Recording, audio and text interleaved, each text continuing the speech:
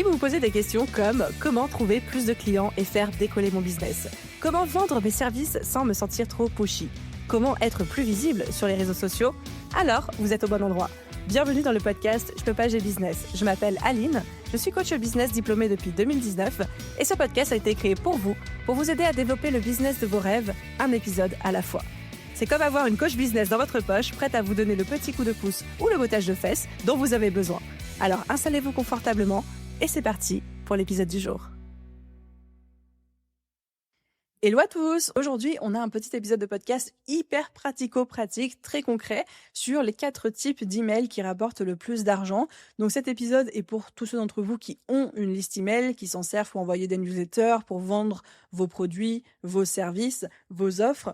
Et c'est un épisode qui est aussi basé directement sur mon expérience personnelle parce que on pense souvent qu'il faut écrire des newsletters inspirantes, des séquences de mails interminables, rédigées avec les principes du copywriting. Mais la vérité, c'est que 80% du chiffre d'affaires, en tout cas 80% de mon chiffre d'affaires à chaque fois que je vends par email, provient de ces 4 types d'emails et que c'est pas les emails les plus copyrightés. Alors évidemment, c'est important de les avoir, ça contribue à l'effort collectif, mais il y a quand même quelques petits emails qui sont très simples à mettre en place et l'idée aujourd'hui c'est de vous donner le 20-80, c'est-à-dire les 20% d'efforts qui vont vous donner 80% des résultats. Avant de commencer, petit aparté que je me dois de faire en tant que coach business, avoir une liste email c'est cool, avoir une liste email c'est indispensable pour vous aujourd'hui si vous voulez vendre en ligne, si vous voulez vendre de manière digitale, ça reste aujourd'hui le meilleur ROI en termes de marketing, de communication.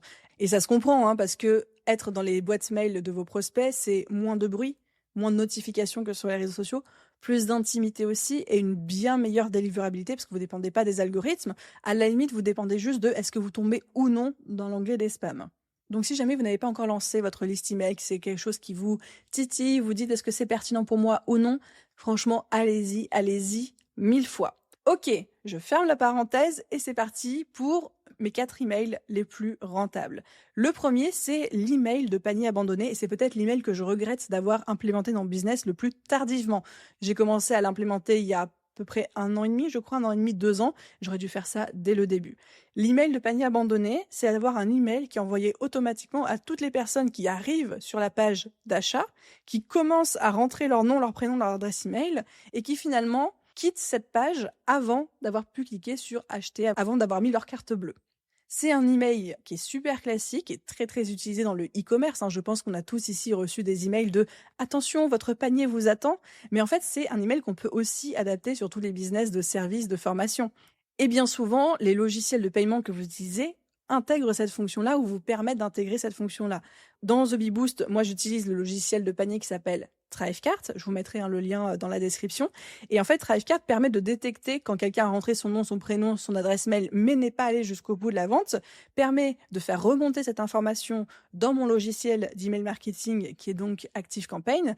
Et si cette personne est déjà renseignée dans mon logiciel d'email marketing, je ne l'inscris pas de force, c'est uniquement si elle est déjà dans ma liste de contacts, on respecte la RGPD, alors là, ça lui envoie automatiquement un email en mode « Eh ben, où est-ce que t'es passé? Ton panier t'attend encore ?» Alors, c'est tourné un petit peu différemment chez moi et puis chacun fera à sa sauce. Mais en fait, c'est un email qui permet de récupérer 25 à 30% des ventes perdues. C'est-à-dire que 25 à 30% des gens qui quittent la page d'achat sans acheter vont acheter par derrière suite au fait qu'ils reçoivent cet email.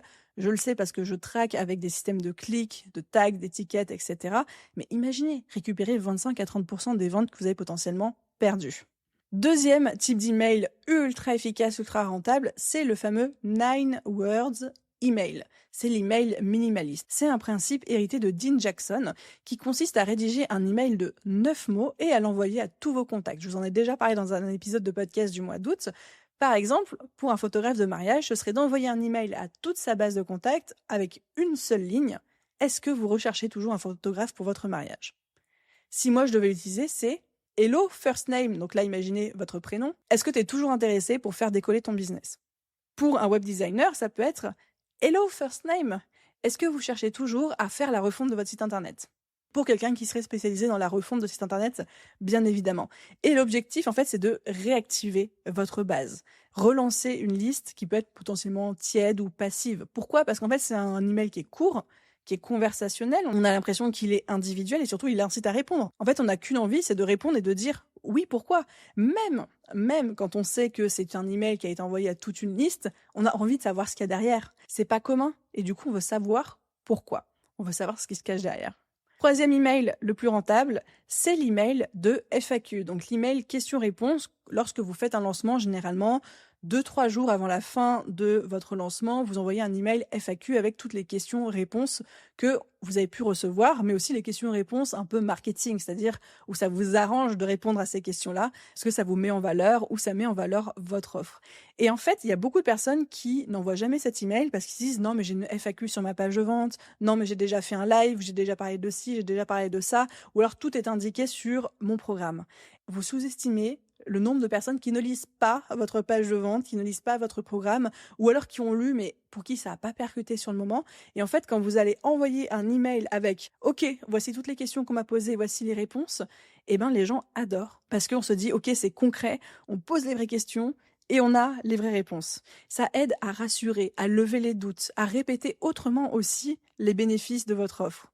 Et c'est aussi un merveilleux moyen de transformer les objections de vos clients en questions-réponses.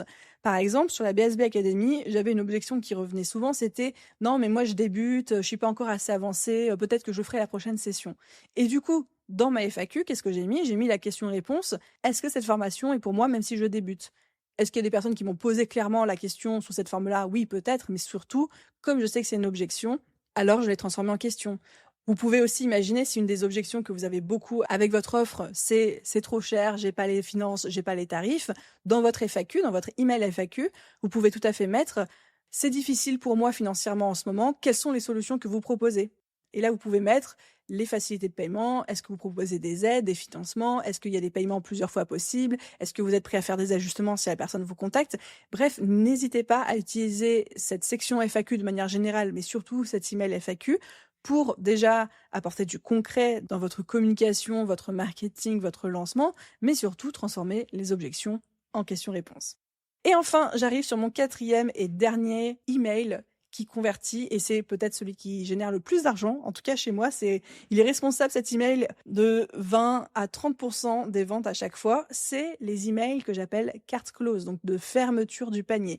C'est le ou les emails que vous allez envoyer à votre audience le dernier jour, les dernières heures de votre offre, que ce soit un lancement, que ce soit une promo, que ce soit une opération flash. Les emails que vous allez envoyer dans les toutes dernières heures seront les plus importants et peuvent vous rapporter jusqu'à 20 à 30% de votre chiffre d'affaires. C'est l'email qui convertit le plus et il n'a pas besoin d'être long, il n'a pas besoin d'être complexe, il n'a pas besoin de faire appel à des stratégies marketing ou de psychologie de vente ultra poussées. C'est juste un email qui dit coucou, c'est les dernières heures. Coucou, c'est le dernier moment. Après ça, le panier ferme, le prix augmente, il n'y a plus de place, ce sera pas avant X temps. Voilà. L'idée, c'est de créer l'urgence de manière éthique, bien évidemment. Et je trouve que le piège à ce moment-là, c'est souvent quand on arrive vers la fin d'un lancement, d'une campagne promotionnelle, c'est qu'on se dit toujours « Ok, non mais j'ai déjà saoulé mon audience. Ah non mais je leur ai déjà envoyé 10 000 emails. Ah mais ça va faire des emails de plus. » En fait, à ce stade-là, ils savent déjà et ils vont prendre leur décision. Et en fait, non, il faut pas tomber dans ce piège-là parce que déjà, tout le monde n'a pas ouvert tous vos emails. En plus, les gens, on les connaît, nos clients adorent procrastiner. Franchement, alors, je sais qu'il y en a peut-être qui se reconnaîtront, mais au sein de la BSB Academy, j'envoie toujours 2 emails avant la fermeture du panier. Un, le matin. Mettons que le lancement se termine un dimanche. Il y a toujours un premier email qui part le dimanche matin en me disant « Ah bah ça y est, c'est la dernière journée, vite, quoi. Si vous voulez intégrer la BSB, c'est maintenant. » Et il y a toujours un deuxième email qui part le soir, quelques heures avant la fermeture du panier, donc ça peut être vers 17-18 heures pour un panier qui ferme à 23h59, qui dit, mais vraiment l'email, il y a 3 lignes dedans, qui dit bon bah allez, maintenant c'est vraiment les dernières heures, qu'est-ce que tu attends, quoi? Grosso modo, qu'est-ce que tu attends? Le nombre de personnes qui achètent entre 22h et 23h59, c'est peut-être 5% des ventes. C'est énorme, c'est juste énorme le nombre de personnes qui en fait ont besoin d'avoir une deadline pour passer à l'action. Moi aussi, à certains moments, je vois passer l'offre 1 fois, 2 fois, je me dis: «Oh bah peut-être, je sais pas», j'hésite et en fait, c'est 10 minutes avant la fin de la fermeture du panier où je me dis: «Oh là là, je vais louper l'opportunité de ma vie» et là, je cours chercher mon portefeuille et j'achète. Ça peut être une formation, un produit, un service, plein de choses. Donc ne sous-estimez pas la puissance des emails de fermeture de panier. Déjà, le concept en lui-même de les envoyer, mais surtout même d'en envoyer 2 dans la même journée qui est votre dernière journée de promotion, d'offre, de lancement. Voilà ce que je pouvais vous dire sur les 4 types d'emails les plus rentables. Je ne sais pas lequel vous parlera le plus, vous donnera le plus envie, mais je vous mets au défi d'en utiliser au moins un d'ici votre prochain lancement ou votre prochaine campagne, votre prochaine offre. J'espère que cet épisode vous a plu. Merci de m'avoir écouté jusqu'ici. Et à vous tous, je vous souhaite une merveilleuse journée, soirée, après-midi, nuit, où que vous soyez. Et je vous dis à très vite dans un prochain épisode. Bye tout le monde!